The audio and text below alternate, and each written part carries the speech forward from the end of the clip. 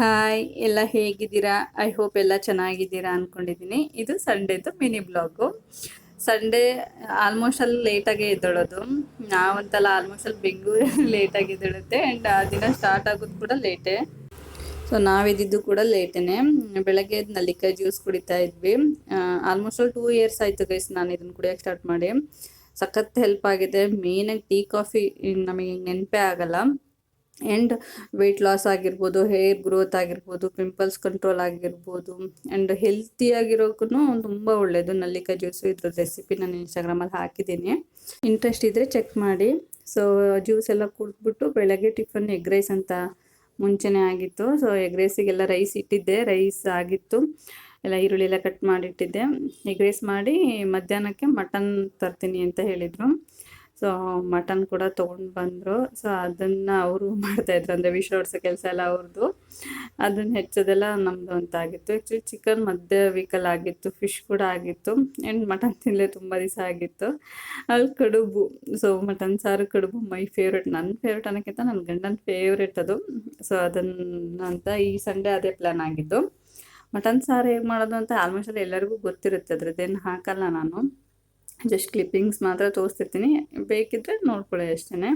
ಒಂದು ವಿಷಯ ಹೇಳಬೇಕಿತ್ತು. Last time ಚೈತ್ರನ್ video ತೋರಿಸಿ ನಾನು ವಿಡಿಯೋಗಳನ್ನ ಎಡಿಟ್ ಮಾಡೋದು ಅವಳೇ ಅಂದಾಗ, ಯೂಟ್ಯೂಬ್ ವಿಡಿಯೋ, ಇನ್ಸ್ಟಾಗ್ರಾಮ್ ವಿಡಿಯೋ ಅವಳೇ ಮಾಡ್ತಾಳೆ ಅಂತ ಕೇಳಿದ್ರೆ, ಇಲ್ಲ, ಯೂಟ್ಯೂಬ್ದು ಇನ್ಸ್ಟಾಗ್ರಾಮ್ದು ನಾನೇ ಮಾಡೋದು. ನನ್ನ ಫೋಟೋ ಶೂಟ್ ಆದ್ರೆ ಮಾತ್ರ ಅವಳು ಮಾಡೋದು ಅಷ್ಟೇ. ಮತ್ತೆ ಸರ್ ಚೆನ್ನಾಗಿದ್ದೀರಾ? ಇವಾಗ ಬಂದ್ರಾ? ಹಾಂ, ಯಾವ ಊರು ನಿಮ್ಮದು? ಹಾಂ, ಬೆಂಗಳೂರಾ ನಿಮ್ಮದು? ಹೌದಾ? ಮತ್ತೆ ಮನೇಲೆಲ್ಲ ಚೆನ್ನಾಗಿದ್ದಾರಾ? ಹಾಂ, ಏನು ಕೆಲಸ ಊರಲ್ಲಿ? ಯಾಕೆ? ಇವತ್ತು ಅಡುಗೆ ನಂದೇನೆ ಆಗಿತ್ತು, ಯಾಕಂದರೆ ಅವರಿಗೂ ಸ್ವಲ್ಪ ಕೆಲಸ ಇತ್ತು. ಅವ್ರ ಕೆಲಸ ಮಾಡ್ಕೊಳ್ತಾ ಇದ್ರು, ಅದಕ್ಕೆ ಸಾಂಬಾರು ಮತ್ತು ಕಡುಬು ನಮ್ಮದೇ ಆಗಿತ್ತು. ರೀಸೆಂಟಾಗಿ ಒಂದು ವಿಷಯ ನಡೆಯುತ್ತೆ. ವಿರಾಟ್ ಕೊಹ್ಲಿ ಮತ್ತು ಅನುಷ್ಕಾ ಶೆಟ್ಟಿ ವಿಡಿಯೋಗಳು ವೈರಲ್ ಆಗ್ತಿತ್ತು. ಆಲ್ಮೋಸ್ಟ್ ಅಲ್ಲಿ ಮ್ಯಾಚ್ಗಳು ಮುಗಿದ ತಕ್ಷಣ ಅವರಿಬ್ರದ್ದು ಆಗ್ತಿರುತ್ತೆ. ಅವಾಗೆಲ್ಲ ನಮ್ಗೆ ಅನಿಸ್ತಿರುತ್ತೆ ಅವರಿಬ್ರು ಎಷ್ಟು ಚೆನ್ನಾಗಿದ್ದಾರಲ್ಲ, ಹಾಗೆ ಹೀಗೆ ಅಂತ ಎಲ್ಲ ಅಂತ. ಆ್ಯಕ್ಚುಲಿ ನನಗೂ ಅವಾಗ ಅನಿಸ್ತಿತ್ತು, ಯಾಕಂತಂದರೆ ನನ್ನ ಗಂಡ ಎಕ್ಸ್ಪ್ರೆಸ್ಸೇ ಮಾಡಲ್ಲ. ಅಂದರೆ ಈಗ ಬೇರೆಯವರೆಲ್ಲ ಹಾಕ್ತಾರೆ ಗೊತ್ತಾ, ನನ್ನ ಹೆಂಡ್ತಿ ಹಂಗೆ, ನನ್ನ ಹೆಂಡ್ತಿ ಹಿಂಗೆ ಅಂತ ಎಲ್ಲ. ಅವ್ರಿಗೆ ಯಾವತ್ತೂ ಹಾಕಿಲ್ಲ ಗೈಸಿ 7 ವರ್ಷದಲ್ಲಿ. ಅವ್ರು ಆ ಥರದ್ದೇ. ಅವ್ರು ಏನಾದರೂ ಹಂಗೆ ಯಾಕೆ ಹಾಕಲ್ಲ ಅಂತ ಕೇಳಿದಾಗ, ನಾನು ನಡ್ಕೊಳ್ಳೋದು ಮತ್ತು ನಾನು ನೋಡ್ಕೊಳ್ಳೋದ್ರಲ್ಲಿ ತೋರಿಸ್ತೀನಿ ನನ್ನ ಪ್ರೀತಿನ, ಮಾತಲ್ಲ ಅಂತ ಯಾವಾಗೂ ಹೇಳೋರು. ಬಟ್ ನಮಗೊಂದು ಆಸೆ ಇರುತ್ತಲ್ಲ. ಬಟ್ ಇವಾಗ ನನಗೆ ಆಸೆ ಇಲ್ಲ ಗೈಸ್. ಯಾಕಂತಂದರೆ ಒಂದು 2 years ಬ್ಯಾಕು ಒಂದು ದಿನ ಬಂತು. ಆ ದಿನ ಎಷ್ಟು ವರ್ಸ್ಟಾಗಿತ್ತು ಅಂತ ಅಂದರೆ, ಇವತ್ತಿಗೂ ಆ ದಿನ ನೆನೆಸ್ಕೊಂಡ್ರೆ ಭಯ ಆಗುತ್ತೆ ಗೈಸ್. ಆ ದಿನ ಹೇಗೆ ಅಂತಂದರೆ, ನೆಕ್ಸ್ಟ್ ನಿಮ್ಗೆ ಒಳ್ಳೆ ದಿನಗಳೇ ಬರಲ್ಲ ಅನ್ನೋದೊಂದು ಇದು. ಅಂದರೆ ನೀವು ಎಷ್ಟು ಥಿಂಕ್ ಮಾಡಿದ್ರೂ ನಿಮಗೆ ನೆಕ್ಸ್ಟ್ ಒಳ್ಳೆ ದಿನಗಳು ಬರಲ್ಲ ಅನ್ನೋ ಥರದ್ದು ಒಂದು ದಿನ. ನಾನು ಎಲ್ಲದರಲ್ಲೂ ಪಾಸಿಟಿವಿಟಿ ಹುಡುಕ್ತೀನಿ, ಬಟ್ ಅವತ್ತಿನ ದಿನ ನಾನು ಹುಡುಕ್ತಿದ್ದೀನಿ, ಬಟ್ ನಂಗೆ ಸಿಗ್ತಾ ಇಲ್ಲ. ಯಾಕಂದರೆ ನಾನು ಫಸ್ಟ್ ನನ್ನನ್ನು ಸಮಾಧಾನ ಮಾಡ್ಕೋಬೇಕು, ನನ್ನ ಗಂಡನ ಸಮಾಧಾನ ಮಾಡಬೇಕು, ಬಟ್ ನನಗೆ ಸಿಗ್ತಾನೇ ಇಲ್ಲ. ಆ ಟೈಮಲ್ಲಿ ನನ್ನ ಹಸ್ಬೆಂಡ್ ಅವ್ರ ಬಗ್ಗೆ ಯೋಚನೆ ಮಾಡ್ತಾ ಇಲ್ಲ, ನನ್ನ ಬಗ್ಗೆ ಯೋಚನೆ ಮಾಡ್ತವ್ರೆ. ಬಂದು ಹೇಳ್ತಾರೆ, ನನ್ನನ್ನು ಯಾಕಾದರೂ ಮದುವೆ ಅದ ಅನಿಸ್ತಾ ಆಯ್ತಾ ನಿನಗೆ ಅಂತ ಕೇಳ್ತವ್ರೆ. ಅವ್ರು ಜಾಸ್ತಿನೇ ಹೇಳಿಲ್ಲ, ಈ ಒಂದು ವರ್ಡ್ ಹೇಳಿದ್ದು, ಬಟ್ ಅದ್ರಲ್ಲಿ ತುಂಬ ಅರ್ಥ ಆಯಿತು ಗೈಸ್. ನನಗೆ ಶಾಕ್ ಆಗಿಬಿಡ್ತು. ಈ ಟೈಮಲ್ಲೂ ನಮ್ಮ ಬಗ್ಗೆ ಯೋಚನೆ ಮಾಡ್ತಾರಲ್ಲ ಇವರು ಅಂತ ಅನಿಸ್ಬಿಡ್ತು. ನಾನೇನೂ ಮಾತಾಡಲಿಲ್ಲ, ಸೈಲೆಂಟಾಗಿ ಸುಮ್ಮನೆ ಇದ್ದೆ. ಹುಡುಕ್ತಿದ್ದೀನಿ ಅವ್ರನ್ನ ಸಮಾಧಾನ ಮಾಡಲಿಕ್ಕೆ ಅಥವಾ ನನ್ನನ್ನು ಸಮಾಧಾನ ಮಾಡ್ಕೊಳ್ಳೋಕ್ಕೆ ಏನಾದರೂ ಸಿಗುತ್ತಾ ಅಂತ. ಬಟ್ ಇಲ್ಲ, ಒಂದು 10 ನಿಮಿಷ ಸುಮ್ಮನೆ ಕುತ್ಕೊಂಡು ಆಮೇಲೆ ಎದ್ದೆ ಹೇಳಿದೆ, ಬಾ ಏನಾಗುತ್ತೋ ಆಗಲಿ, ನಾನು ನಿನ್ನ ಜೊತೆ ಇರ್ತೀನಿ ಅಂತ. ಮೇ ಬಿ ಅವತ್ತಿನ ದಿನನ ದೇವ್ರು ನಮ್ಮಿಬ್ರಿಗೂ ಪರೀಕ್ಷೆ ಮಾಡ್ದ ಅನಿಸುತ್ತೆ. ಆ್ಯಂಡ್ ನಾವಿಬ್ರು ಗೆದ್ವಿ ಅಂತಲೂ ಅನಿಸುತ್ತೆ. ಯಾಕಂತಂದರೆ ನನಗೆ ಅವತ್ತು ಅನಿಸ್ತು ಗೈಸ್, ನನ್ನ ಚಾಯ್ಸು ಅಥವಾ ನಾನು ಮದುವೆ ಆಗಿರೋ ವ್ಯಕ್ತಿ ರಾಂಗ್ ಅಲ್ಲ ಅಂತ ಇವತ್ತಿಗೂ ನಾನು ಅದಕ್ಕೆ ಸ್ಟಿಕನ್ ಆಗ್ತೀನಿ. ಅಂದರೆ ಪ್ರತಿದಿನ ತೋರಿಸೋದು ಬೇಡ, ಅಂದರೆ ಒಂದು ದಿನ ಬರುತ್ತೆ, ಆ ದಿನದಲ್ಲೇ ಗೊತ್ತಾಗುತ್ತೆ ಒಬ್ರು ಏನು ಅನ್ನೋದು. ಅವತ್ತು ನನ್ನ ಹಸ್ಬೆಂಡ್, ನನಗೆ ನಿಜ ಹೇಳ್ತೀನಿ, ಇವತ್ತಿಗೂ ಆ ದಿನಕ್ಕೆ ಒಂದು ಲೆಕ್ಕಕ್ಕೆ ನಂಗೆ ಭಯ ಆಗುತ್ತೆ, ಬಟ್ ಆ ದಿನಕ್ಕೆ ನಾನು ಥ್ಯಾಂಕ್ಸ್ ಹೇಳ್ತೀನಿ. ಆ್ಯಂಡ್ ನನ್ನ ಹಸ್ಬೆಂಡ್ಗೂ ಅನಿಸುತ್ತೆ. ಆ ಟೈಮಲ್ಲಿ ಅವಳು ಹೇಳಿದ್ಲು, ಏನು ಬರುತ್ತೋ ಬರಲಿ, ನಾನು ನಿನ್ನ ಜೊತೆ ಇರ್ತೀನಿ ಅಂತ ಹೇಳಿದಕ್ಕೆ ಮೇ ಬಿ ನನ್ನ ಹಸ್ಬೆಂಡ್ಗೂ ಅವ್ನು ಪ್ರೌಡ್ ಫೀಲ್ ಆಗಿರುತ್ತೆ, ನನ್ನ ಚಾಯ್ಸು ತಪ್ಪಲ್ಲ ಅಂತ. ಇದು ಯಾವುದು ಸಿನಿಮಾ ಡೈಲಾಗ್ ಅಲ್ಲ ಗೈಸ್, ಅವತ್ತು ಆ್ಯಕ್ಚುಲಿ ನಡೆದಿದ್ದು ಇದೇ ಮಾತುಗಳನ್ನೇ ಅವರು ಆಡಿದ್ದು ಆ್ಯಂಡ್ ನಾನು ಆಡಿದ್ದು. ಇವಾಗ ನೆನೆಸ್ಕೊಂಡ್ರೆ ಹೆಂಗಲ್ಲ ಅನಿಸುತ್ತೆ. ಇವನ್ ನಾವು ಅದನ್ನ ಇವಾಗ ಮಾತಾಡ್ತಿರ್ತೀವಿ ಅವತ್ತಿನ ದಿನ ಎಷ್ಟು ವರ್ಸ್ಟ್ ಆಗಿತ್ತಲ್ಲ ಅಂತ. ಬಟ್ ಅದು ಆ್ಯಕ್ಚುಲಿ ತಪ್ಪು. ಅವತ್ತು ನಾವು ಥಿಂಕ್ ಮಾಡಿದ್ವಲ್ಲ ಯಾರಿಗೂ ಒಳ್ಳೆ ದಿನ ಬರಲ್ಲ ಅಂತ ನಮ್ಮ ಬಗ್ಗೆ ನಾವು ಥಿಂಕ್ ಮಾಡಿದ್ವಲ್ಲ, ಆ್ಯಕ್ಚುಲಿ ಅದು ಸುಳ್ಳು. ಆ ಕ್ಷಣಕ್ಕೆ ನಮ್ಗೆ ಕಷ್ಟ ಆಗ್ಬೋದು, ಏನೇ ಆಗ್ಬೋದು. ಬಟ್ ಇವಾಗ ನೆನೆಸ್ಕೊಂಡ್ರೆ ಎಲ್ಲ ಮುಗ್ದೋಗ್ಬಿಡ್ತಲ್ಲ, ಅಷ್ಟೇ ಅಲ್ಲ ಅದೊಂದು ಕ್ಷಣ ತಡ್ಕೊಬಿಟ್ರೆ ಮುಗ್ದೇ ಬಿಡ್ತಲ್ಲ ಅಂತ ಅನಿಸ್ಬಿಡುತ್ತೆ.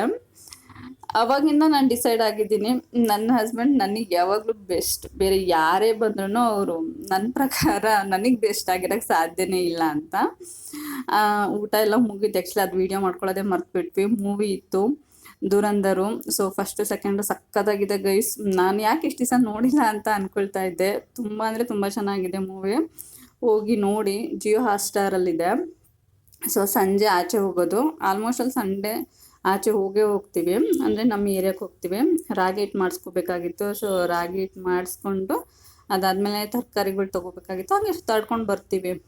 ಬೇರೆ ದಿವಸಗಳಲ್ಲಿ ಹೋಗೋದು ಕಡಿಮೆ, ಆಲ್ಮೋಸ್ಟ್ ಅಲ್ಲಿ ಹೋಗೇ ಇರಲಿಲ್ಲ. ಯಾಕಂದರೆ ಸಂಜೆ ಮಳೆ ಹಿಡಿದ್ಬಿಡುತ್ತೆ ಬೆಂಗಳೂರಲ್ಲಿ. ಸೊ ತಕ್ಷಣ ಕರ್ಕೊಂಡು ಆಚೆ ಹೋಗಲ್ಲ. ಇವತ್ತು ಮಳೆ ಇರಲಿಲ್ಲ, ಹೋಗೋಣ ಅಂತ ಅಂದ್ಕೊಂಡ್ವಿ. ಹೋಗಿ ಸುಮ್ಮನೆ ಸುತ್ತಾಡ್ಕೊಂಡು ಬರ್ತೀವಿ. ಏನಾದರೂ ತೊಗೊಳೋದಿದ್ರೆ ತೊಗೊಂಡು ಬರ್ತೀವಿ, ಇಲ್ಲಾಂದರೆ ಸುಮ್ಮನೆ ಸುತ್ತಾಡ್ತಿರ್ತೀವಿ ಗೈಸ್. ಒಂದು ಅರ್ಧ ಗಂಟೆ ಬೈಕಲ್ಲಿ ಸುಮ್ಮನೆ ಸುತ್ತಾಡಿ ಬರ್ತೀವಿ. ತಕ್ಷಣಿಗೂ ಫ್ರೆಶ್ ಅನಿಸುತ್ತೆ, ನಮಗೂ ಫ್ರೆಶ್ ಅನಿಸುತ್ತೆ ಅಂತ. ಇದೇ ನಮ್ಮ ಏರಿಯಾ. ನಮ್ಮ ಮನೆಯಿಂದ ಒಂದು 5 ನಿಮಿಷ ಗೈಸ್. ಫುಲ್ ಮಾರ್ಕೆಟ್ ಥರ, ಮಾರ್ಕೆಟು, ಬಟ್ಟೆ ಅಂಗಡಿ ಎಲ್ಲ A to Z ಇಲ್ಲ ಇದೆ. ಮುಂಚೆ ಇಷ್ಟೊಂದು ಡೆವಲಪ್ ಆಗಿರಲಿಲ್ಲ, ಬಟ್ ಆಫ್ಟರ್ ಕೊರೋನಾ ಸಖತ್ ಸಖತ್ ಡೆವಲಪ್ ಆಗಿದೆ. ನಾವು ಮುಂಚೆ ಎಲ್ಲದಕ್ಕೂ ಮಲ್ಲೇಶ್ವರಂ, ಚಿಕ್ಕಪೇಟೆ ಅಂತ ಹೋಗ್ತಿದ್ವಿ. ಇವಾಗೆಲ್ಲ ಭಾಳ ಕಡಿಮೆ. ನಮ್ಮ ಏರಿಯಾದಲ್ಲೇ ಎಲ್ಲ ಸಿಕ್ಕುತ್ತೆ, ಅದೇ ರೇಟ್ಗೆ ಸಿಗುತ್ತೆ. ಇಲ್ಲ ಅಂದರೆ ಒಂದು 100 ರೂಪಾಯಿ 50 ರೂಪಾಯಿ ಹೆಚ್ಚಿಗೆ ಇರುತ್ತೆ. ಇಲ್ಲಿಂದ ಅಲ್ಲಿ ಹೋಗೋ ಖರ್ಚಲ್ಲಿ ಮುಗಿದೋಗ್ಬಿಡುತ್ತಲ್ಲ ಅಂತ ಇಲ್ಲೇ ತೊಗೊಳ್ಳೋದು. ತಶ್ವಿಂಗಂತೂ ಆಚೆ ಬಂದರೆ ಫುಲ್ ಖುಷಿ. ಒಂಥರ ಝೂಯಿಂದ ಹೊರಗೆ ಬಿಟ್ಟಂಗೆ ಇರುತ್ತೆ ಒಂದು ಪರಿಸ್ಥಿತಿ. ಅವನಿಗೋಸ್ಕರನೇ ಫುಲ್ ಸುತ್ತಾಡ್ಬಿಡ್ತೀವಿ. ಅವರಪ್ಪ ಕೇಳ್ತಾರೆ ಮನೆಗೆ ಹೋಗೋಣ ಬೇಡವಾ ಇನ್ನೂ ಸುತ್ತಾಡೋಣ ಅಂತ. ಅವ್ನು ಮನೆಗೆ ಹೋಗೋಣ ಅನ್ನೋವ್ರಿಗೂ ಫುಲ್ ಸುತ್ತಾಡಿಸ್ತಾನೆ ಇರ್ತಾರೆ. ಅವನು ಅರ್ಧ ಗಂಟೆಗೂ ಒಪ್ಕೊಳ್ಳಲ್ಲ. ಫುಲ್ ಏರಿಯಾ ಇದು ಭಾಳ ದೊಡ್ಡದು. ದಾಸರಳ್ಳಿ ಅಂದರೆ ಸಖತ್ ದೊಡ್ಡದಿದೆ. ಆ ಕಡೆ ಪೈಪ್ಲೈನ್ ರೋಡು ಆ ಥರ ಎಲ್ಲ ಭಾಳ ಇದೆ. ಫುಲ್ ಎಲ್ಲ ಕಡೆನೂ ಸುತ್ತಾಡ್ತೀವಿ, ಸುತ್ತಾಡ್ತಿರ್ತೀವಿ. ಇಲ್ಲಾದರೂ ಏನಾದರೂ ತೊಗೋಬೇಕು ಅನಿಸಿದ್ರೆ ತೊಗೊಳ್ತೀವಿ. ತರಕಾರಿಗಳಂತೂ ಜಾಸ್ತಿ ಸ್ಟಾಕ್ ಇಡಲ್ಲ, ಯಾಕಂತಂದರೆ ಮಾರ್ಕೆಟ್ ತುಂಬ ಹತ್ತಿರ ಇದೆ. ಆ್ಯಂಡ್ ಫ್ರಿಜ್ಜಲ್ಲಿ ಇಟ್ಟಿದ್ದು ಜಾಸ್ತಿ ಇವ್ರು ಇಷ್ಟಪಟ್ಟು ತಿನ್ನಲ್ಲ. ಇದೇ ದಾಸರಳ್ಳಿ ಮೆಟ್ರೋ ಸ್ಟೇಷನ್ನು. ನಾವು ಇಲ್ಲಿ ಬಂದು ನಿಲ್ಸ್ಕೊಂಡು ಒಂದು 5 ನಿಮಿಷ ನಿಲ್ತೀವಿ, ಯಾಕಂದರೆ ಇಲ್ಲಿ ಬಸ್ಗಳು ಹೋಗುತ್ತೆ. ಮೇನ್ ರೋಡ್ ಇದು, ಫುಲ್ ಹೈವೇ ಇದು. ಸೊ ಇಲ್ಲಿ ಬಸ್ಗಳು ಹೋಗ್ತಾ ಇರ್ತವೆ. ತಶ್ವಿಂಗೆ ತೋರಿಸ್ಕೊತ ನಿಂತ್ಕೊಂಡಿರ್ತೀವಿ. ಅವನಿಗೆ ಫುಲ್ ಸಮಾಧಾನ ಆಗೋವರೆಗೂ ನಿಂತ್ಕೊಂಡು ನೋಡ್ತಾನೆ. ಆ್ಯಂಡ್ ಮೆಟ್ರೋ ಹೋಗ್ತಾ ಇರುತ್ತೆ, ಅದನ್ನು ಕೂಡ ನೋಡ್ತಿರ್ತಾನೆ. ಇದು ಮೇನ್ ರೋಡ್ ನಮ್ಮ ಮನೆಗೆ ಭಾಳ ಹತ್ತಿರ ಗೈಸ್. ನಮ್ಮ ಮನೆ ಹೇಗಿದೆ ಅಂದರೆ ಎಲ್ಲದಕ್ಕೂ ಕನ್ವೀನಿಯೆಂಟ್ ಆಗಿದೆ. ಆ್ಯಂಡ್ ಕಿಚನ್ದು ಶಾಪ್ ಇದು. ಈ ಶಾಪು ಇವ್ರಿಗೆ ಒಂಥರ ಪರ್ಸ್ನಲ್ ಮನೆ ಥರ. ಯಾಕಂದ್ರೆ ನಮ್ಮನೇಲಿ ಶಾಪಲ್ಲಿರೋದು. ಇವ್ರ ಮುಂಚೆ ನಾನು ಬರೋಕ್ಕೂ ಮುಂಚೆಯಿಂದಲೂ ಸಪ್ರೇಟ್ ಮನೆ ಮಾಡಿರೋದ್ರಿಂದನೂ ಇಲ್ಲೇ ಎಲ್ಲ ತೊಗೊಳೋದು. ಸೊ ಅಲ್ಲೊಂದು ಸ್ವಲ್ಪ ಐಟಮ್ಸ್ ತೊಗೊಂಡು ನೆಕ್ಸ್ಟು ಒಂದು ಸ್ವಲ್ಪ ತರಕಾರಿ ಬೇಕಿತ್ತು, ತರಕಾರಿ ತೊಗೊಂಡು ಸ್ನ್ಯಾಕ್ಸ್ ತಿನ್ನೋಣ ಅಂತ ಬಂದ್ವಿ. ಇದು PV ಮಾರ್ಟ್ ಅಂತ. ಮೇ ಬಿ ದಾಸರಳ್ಳಿಯಲ್ಲಿ ಗೊತ್ತಿರೋರಿಗೆಲ್ಲ ಗೊತ್ತಿರುತ್ತೆ, ಸ್ವಲ್ಪ ಫೇಮಸ್ ಇದು. ಎಲ್ಲನೂ ಇರುತ್ತೆ. ಎಷ್ಟು ವೆರೈಟೀಸ್, ಚಾಕ್ಲೇಟ್ಸ್ ಆಗಿರ್ಬೋದು, ಸ್ವೀಟ್ಸ್ ಆಗಿರ್ಬೋದು. ಫುಲ್ ಮಕ್ಕಳಿಗಂತೂ ಹಬ್ಬ ಇಲ್ಲಿ ಬಂದರೆ. ತಶ್ವಿನ್ ಅಂತೂ ಕೇಳ್ತಾನೆ ಇರ್ತಾನೆ, ಬಟ್ ನಾವು ಕೊಡ್ಸಲ್ಲ ಗೈಸ್. ನಾವು ಜಂಕ್ ಎಷ್ಟು ಕಡಿಮೆ ಅಂತ ಅಂದರೆ ನನಗೆ ಒಂದೊಂದ್ಸತಿ ಬೇಜಾರಾಗುತ್ತೆ. ಬೇರೆ ಮಕ್ಳುಗಳು ತಿನ್ನೋದು ನೋಡ್ಬಿಟ್ರೆ ಇವ್ನಿಗೆ ಜಾಸ್ತಿ ಕೊಡಲ್ಲ ಅಂತ, ಬಟ್ ನಾವು ಕೊಡಲ್ಲ. ನಾವೇನಾದರೂ ಸ್ನ್ಯಾಕ್ಸ್ ತಿಂತಾಯಿದ್ರು ಒಂದಿಲ್ಲ 2 ಸ್ಪೂನ್ ತಿಂದಿರ್ತಾನೆ ಅಷ್ಟೇ. ನಾವು ತಿನ್ನಲ್ಲ. ಜಾಸ್ತಿ ತಿನ್ನೋದು ಚಾಕ್ಲೇಟ್ ಮತ್ತು ಐಸ್ ಕ್ರೀಮು, ಅದು ಅಪರೂಪಕ್ಕೆ. ವಾರಕ್ಕೆ 1 ಚಾಕ್ಲೇಟ್ ಕೊಡ್ತೀವಿ. ಐಸ್ ಕ್ರೀಮ್ ಅಂತೂ ಮಂತ್ಲಿ 1 ಇಲ್ಲ 2 ಇರುತ್ತೆ ಅಷ್ಟೇ. ಇನ್ನು ಚಿಪ್ಸು ಆ ಥರ ಎಲ್ಲ 2 ತಿಂಗಳು 3 ತಿಂಗಳಿಗೆ ಒಂದ್ಸತಿ 1 ಕೊಟ್ಟಿರ್ತೀವಿ ಅಷ್ಟೇ. ಫುಲ್ ಕಡಿಮೆ ಅವನಿಗೆ ಜಂಕು. ಮನೆ ಊಟನೇ ಜಾಸ್ತಿ. ಅವರಪ್ಪಂಗೆ ಹೇಳ್ತಾ ಇದ್ದ, 2 kg ice cream, 2 kg pizza ಕೊಡಿಸಿ, ಅಲ್ಲಿ ತೋರಿಸ್ತಿರೋ ಐಸ್ ಕ್ರೀಮ್ ತೋರಿಸಿ ಇದನ್ನು ಕೊಡಿಸಿ ಅಂತ ಹೇಳ್ತಾ ಇದ್ದ. ಇಲ್ಲಿ ಮಸಾಲೆ ಪುರಿ ತಿನ್ನೋಣ ಅಂತ ಬಂದ್ವಿ. ಸೊ ಒಂದು ಮಸಾಲೆ ಪುರಿ, ಗೋಬಿ ಆ ಥರ ಎಲ್ಲ ಏನು ಜಾಸ್ತಿ ತಿನ್ನಲ್ಲ. ಒಂದು ಸ್ಪೂನ್ ತಿಂತಾನೆ, ಟೇಸ್ಟ್ ನೋಡಿ ಸರಿ ಅಂತ ಬಿಡ್ತಾನೆ. ಸೊ ನಾವು ಅದನ್ನು ತಿಂದ್ಬಿಟ್ಟು ಅವ್ನಿಗೆ ಐಸ್ ಕ್ರೀಮ್ ತೊಗೊಳ್ಳೋಣ, ಮತ್ತು ನಾವು ತಿಂದು ಅವನಿಗೆ ಬಿಡೋಕ್ಕೆ ಸರಿ ಆಗಲ್ಲ ಅಂತ ಅಂದ್ಬಿಟ್ಟು ಒಂದು ice cream, cone ice cream ಏನಾದರೂ ತೊಗೊಂಡಿರ್ತೀವಿ. ಅದು ವೆನಿಲಾ ಫ್ಲೇವರ್. ಬೇರೆ ಯಾವ ಫ್ಲೇವರ್ ಕೊಟ್ಟರು ಅವ್ನು ತಿನ್ನಲ್ಲ. ಬಟರ್ಸ್ಕಾಚ್ ತಿಂತಾನೆ, ಬಟ್ ವೆನಿಲಾ ಇಷ್ಟಪಡ್ತಾನೆ. ಓಕೆ, ನಿಮ್ಗೆ ಈ ವಿಡಿಯೋ ಇಷ್ಟ ಆಗಿದೆ ಅಂದ್ಕೊಂಡಿದ್ದೀನಿ. ನೆಕ್ಸ್ಟ್ ಮತ್ತೊಂದು ವಿಡಿಯೋ ಜೊತೆ ಸಿಗ್ತೀನಿ. ಅಲ್ಲಿವರೆಗೂ ಬಾಯ್.